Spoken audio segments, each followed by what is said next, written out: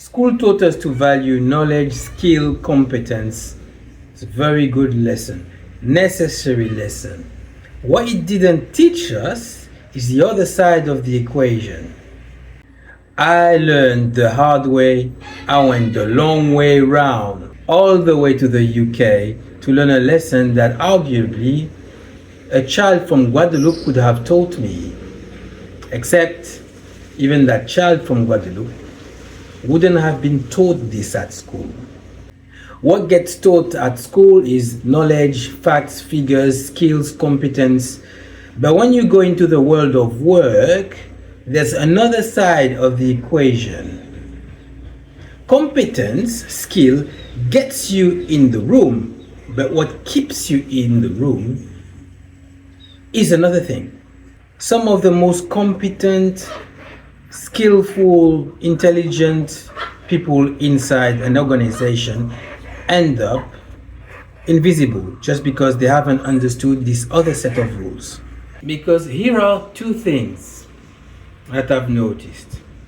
People who are very competent end up being passed over, ignored, whereas some others, as the second thing, who are less competent, less skillful, arguably less beneficial to the whole organization, end up with all the rewards.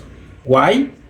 Because they've learned the other side of the equation. They've learned to be visible. They've learned to leverage relationships. They've learned to navigate the system, even to game the system. Now, I'm not advocating gaming the system, but what it tells you is that the world of work is not a pure meritocracy. Case in point, in one of the episodes, I put the link here and there, I was overqualified for my post. I was trilingual in a role that required me to be bilingual. But not only was I paid like a monolingual, but when the chance came to actually be in a role that fitted my qualifications, I was passed over twice. It showed that qualifications, competence, skill is not enough. And the conclusion that is internalized is that something was wrong with me. We tend to always internalize the outcome, but the truth is much simpler and more counterintuitive. The institution isn't measuring what we think it measures. It measures other things that are much more surface level. There are metrics that are much less humane. And then there was a factory job that shattered my worldview again. I had been told that white-collar jobs were the way forward. They paid better. Avoid blue-collar jobs. They're inferior. They pay less. Not true. So all of these events were data points that pointed towards me understanding that the map I was given was not matching the territory. Maybe it had at one point, definitely not now.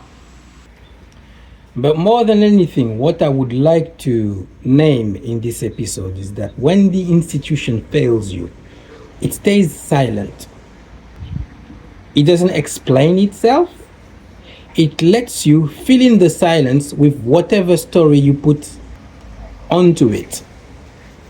And very often, we take the blame. What it should have told you is, don't worry, the institution is designed to handle big data, big figures. It's nothing personal. You just happen to be expendable. That is it. And you see, this is what happened to institutions. To start with, they're really concerned about who they're serving. But as they grow larger and larger, figures get larger and larger. Managing those figures gets more and more difficult. They end up serving themselves. Their incentive tend to be, how can we keep things going rather than how can we make sure that we're still doing what we're designed to do, i.e., help our customers, i.e., make sure our workers are happy and stay within the company. So this is what my 25 years in the UK have taught me. What I end up having is a clearer map of what is actually happening on the ground.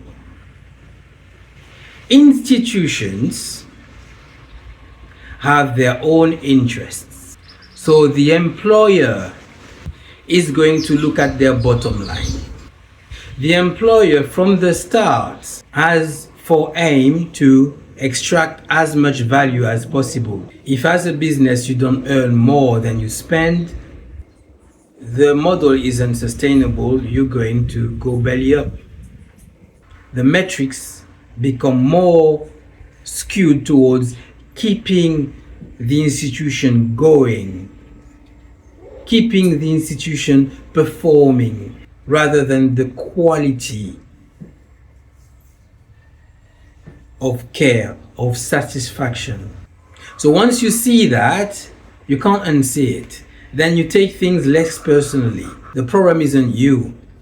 In an effort to make big impact, a lot of things that are small but matter go by the wayside.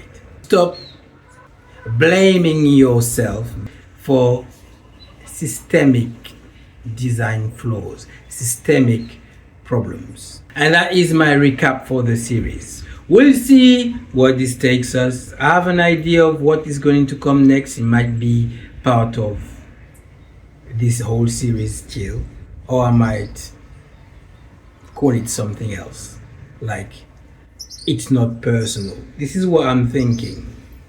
Going back on the stories, but extracting clear concepts that you can name some of the things that happened to me, that could happen to you, that maybe have happened to you in different ways, different versions. But find a name for it, because if you can label it, you can manage it better, and you can take out the personal weight of it. The emotional weight of it gets reduced. So stay tuned for that. Thank you for watching. Ciao.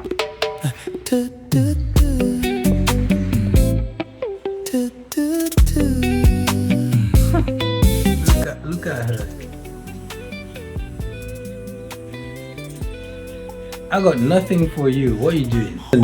I don't need more noise. I don't need your noise. You either. I don't need you. I don't need you. Oh my days. All the places I've been, what did it all mean? We gotta find out. Talk it out. Rudy, I know. Here we go. Let's go.